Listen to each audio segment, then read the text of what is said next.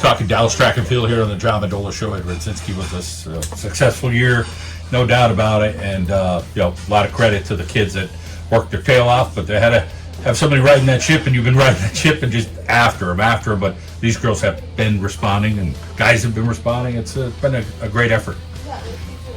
Yeah, it was. Last year was a lot of fun last year, and this year to come back and you look at districts and the last 2 weeks before districts, Abington Heights I thought their girls team was shaping up really nice because there was a lot of things they were doing. I said, oh, here we go again. And I really thought maybe it'd be a real close meet like last year. If you told me we were going to win by 42 points, no way.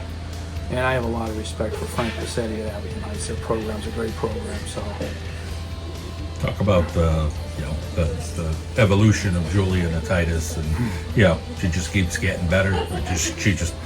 She comes back and works a little bit harder every time. Yeah. She, I think last year at districts when she fell in the 300 hurdles. That was a big look in the mirror. What do I want to do next situation? And then losing to the girl from Delaware Valley in 100 hurdles, Simmons. I really think that there made her really hungry for this year, and she worked really hard in the off season and during the season. She'll do all the extra stuff. You don't have to tell her anything twice. I tell you what, I've coached some fine hurdlers in my career, but she's number one. Some distance there at Dallas again. She's been very steady for you. Yeah, Maddie Hegslin. To run some of the times she ran. I mean, the 3200 1041 that's the fourth fastest time ever in the history of the district. So that's a great time. And even at close to 5 flat in the 1600, that's one maybe 10th all time. So she ran some really great times this year. And she came off an indoor season where she ran a 9:56 in the 3000 at Penn State, and that's fast. Racing, just keeps coming along. She's got some speed, some good genetics, and she works at it. And she made a jump this year in the 100 and the 200. If you look at her times from last year, she had sometimes FAT where she was right around 13 flat. And this year she ran a 12:50 FAT flat. That's fast. You're down running 12:3 hand time. And in her 200, she took a big jump this year too. So she was district runner-up in both of those races. And I'd love to see her next year go after the gold medal in both those races next year. And of course, qualifying for states in the 400 too, and the relay. Some other young ladies on the squad that gave you a quality season. There's a freshman who she came up never triple jumped. Only long jumped a little bit, never triple jumped, and I wanted to teach her triple jump. So Brynley Tabor, as a 9th grader, triple jumping almost 36 feet as a 9th grader.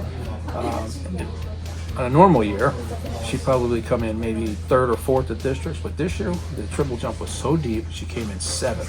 But there's a lot of girls gone next year. I think she's the 3rd best girl back. So even those 2 points, you look at it and say, oh, you won by 42. What's the big deal about 2 points? Well, when you're planning for a district championship, and last year you win it by 3, 2 points here, 1 point there, 4 points there, it adds up, so that was really nice what she did. And then you got to look at Sarah Williams in distance too. She ran a 5:10 and an 11:22. She got key points for us there. Our throwers, Morgan Langdon, of course, was district champion again in the shot put, and got key points there. And Jada Mason got key points in the shot put and discus. Over to the guys' side, talk a little bit about some of those kids. Yeah. Luke Karkutsky being district runner-up in the 300 hurdles. I was waiting for him to have that race for a couple years now, and he ended up in the slower heat, the second to fastest heat. And he won that heat, and I looked at the watch, and I'm like, he just ran like 40.9. I said, geez.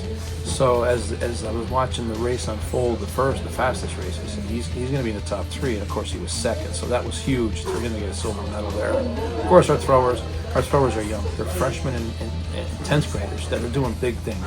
So Hunter Pitkevich was district champion in javelin, throwing 186.5, which he's going to nationals too. We have some kids going to nationals, and he's one of them. And we have a couple of freshmen there. We have a 9th grader, Owen O, who threw 160 and finished 6th. He's going to throw in the 9th grade bracket at nationals. And we have a Cole Langdon in the shot put, who threw 45-8 this season, which is a great throw for a ninth grader. Ninth graders don't typically throw that, you know. So yeah, we have a lot of young talent there. So I'm trying to get the boys team to where the girls team is. We're gonna see how the evolution of that goes over the next year or two. Well, congratulations, fantastic season, and great kids. And I know you're going to keep working at it because you just love this stuff. I love it. I love it. You know what? I mean, there was thoughts about retiring.